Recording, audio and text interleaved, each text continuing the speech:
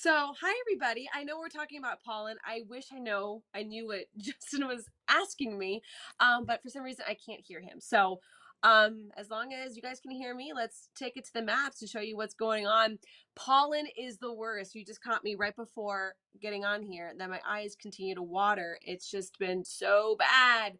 Pollen numbers are still through the roof, guys. We're still talking about oak and grass, still the main pollen producers.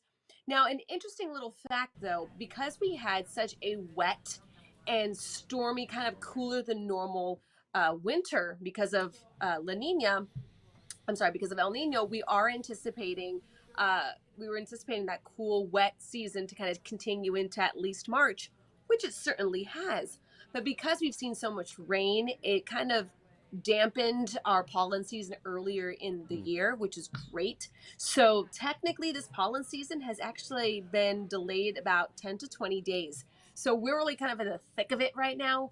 And we'll continue to stay pretty rough over the next couple of days. So make sure that you're taking your allergy medication and all that fun stuff because it is still going to be not a great time for allergy sufferers. And an interesting little fact: I spoke to an allergist and they said just because you take an allergy medication once or twice doesn't mean that the allergy medication is going to work. You have to be consistent with it. So this is the time of the year that you want to really make sure you remember the meds or the nasal sprays. Hourly temperatures for today. One of the big reasons why our pollen numbers have just blossomed over the last couple of days is because our temperatures have really ramped up. We had temperatures in the 90s last weekend, and it looks like we're going to be in store for another 90-degree weekend, Mm. both Saturday and Sunday. Can you In hear the me, meantime, Candace? oh, I can hear you. Okay, keep going. Sorry, I just want to check. Okay. Hi, Justin. Hi. So, hourly temperature right now, temperatures will continue to climb into the mid 80s. That's still running above average. I'm a big roller coaster enthusiast, so I Mm. love this graphic because it really tells the story perfectly. So today we're going to be in the mid 80s. For the weekend, we're climbing up. We're going to be at that tippy top of the roller coaster by this weekend. Saturday and Sunday temperatures will be nearing 90 degrees. Could be flirting with some records. And then as we head into your Tuesday, we'll have a front come in on Monday, bringing us about a 50% chance of rain, and those temperatures are going to drop off. This is not going to be everyone's going to feel that big chill, but it certainly will be a shock to the system on Mm. Tuesday. So before we get to that cooler air, St. Patrick's Day, I know a lot of people have some fun plans. St. Patty's Day happens to fall on the weekend, which is always a win-win too. Temperatures are going to be back into mid to upper 80s. So looking at some of the data, Justin, it looks like Sanford and Leesburg might be the two spots that will be the closest to the record. So we could technically have, for some locations in Central Florida, the hottest St. Patty's Day on record.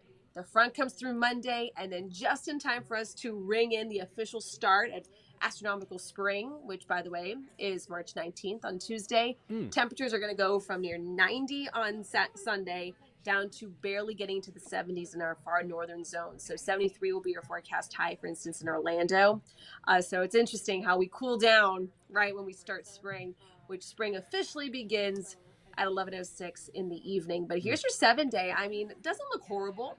It's good weather for warm weather lovers. It's nice for those like me who still hold out a little hope for winter that we can maybe like get one or two more cold fronts. Yeah, But spring again officially begins, and then before you know it, we'll be sitting in the car at 6 o'clock in the morning, sweating our face off in the midst of that's summer. right. I'm gonna really enjoy those 70s, and I'm gonna treat Same. them like I'm not gonna see them again until November, because that could They leave. always. It's like that hug right before a family member leaves at the airport. You're Right, like, right. bye. Bye. So nice to see you. You're awesome. You will be Yeah, missed. but you know what? What might not be so awesome, Justin, is that I know a lot of families who are on spring break next week, Yeah. and low 70s isn't the ideal spring break kind of weather for many. So if you're planning on heading out to the beaches or you have pool days and Right. things like that, you might want to wait till the end of your spring break, and that's when we will start to warm things up a little more. But for theme parks, for any sort of other Great. outdoor activity, I mean, you can't Fantastic. ask for much. But you see a cold front of that drops temperatures that much. I just naturally, I'm not a meteorologist, but I just naturally think that that's a pretty strong cold front. Are we Mhm. expecting more than just rain when that front comes through? On Monday, it's going to be overall just kind of scattered showers, Okay. and then maybe an isolated thunderstorm, but severe weather risk as of now still looks low. A lot of the models kind of just holding on to just, I mean, we could have some rock and thunderstorms at times, but severe threat-wise, we're not too bad. Is it enough rain, do you think, to at least dampen our chances for bad pollen? Not enough. No. Not enough. Yeah. We need like that weekend. I'm not winking at you, Justin. You're dealing with it. My allergies, and I nasal spray every morning. What was I gonna say? Oh, when it comes to pollen, remember that one weekend that it was cold and rainy all weekend? Yeah. Oh yeah. That's what you need. That's what you need to really like squash the pollen numbers. Mm-hmm. But then the moment the sun comes back out, pollen. Just to catch up to speed, I did start this Take 6 stream by fake sneezing, just to set it up. So I just want to include you. I was wondering. I wanted to include you with the audience on that. It obviously you couldn't hear it at the time, but it was a good one too. Oh, it was a good one. It was a good one.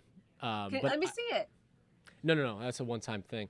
I did it so well that I just don't want to do it again. But did anybody in the newsroom say bless you? Donovan did. He did. And, the producer wasn't involved in the act. No, I mean, I don't know. It sounded real, didn't it? It did. Yeah, it sounded real. It was a good one. But I like the little tip though about being good about taking your allergy medication even when you're not feeling symptoms. That's how it works. And I remind those folks who do deal with allergies, who I am close with, to take the medication every day. Because I was just having a conversation with my brother-in-law. Yeah, the effects, I mean, it can make you feel like you got the flu or something in some serious cases. And it's just like, my eyes are always itchy. Yeah, it drives you nuts. And you know, like when you scratch your eyes so much, your eyes start to hurt. That's where I'm at. Well, that's where I'm at. Hopefully you can take a nap here coming up. I would love to. I have to go pick up my car. I'm getting an oil change. That's right. All right. Well, maybe they gave you a courtesy wash to get the pollen off too. That'd be nice. Why didn't I ask? You need to take my car from now on. You're better at this whole car thing. Nah. But Candace, we appreciate all the insight and lots to look forward to though. If you like, wait, was that a real one? Bless you. I don't know. You have to see. You still have to bless me. That was fake. Bless you. Bless you. Okay. Well, Candace, thank you so much. And thank you for joining us here on Take 6. Hopefully the allergies aren't as bad as Candace's. But thanks again for joining us. We'll see you at 4 o'clock.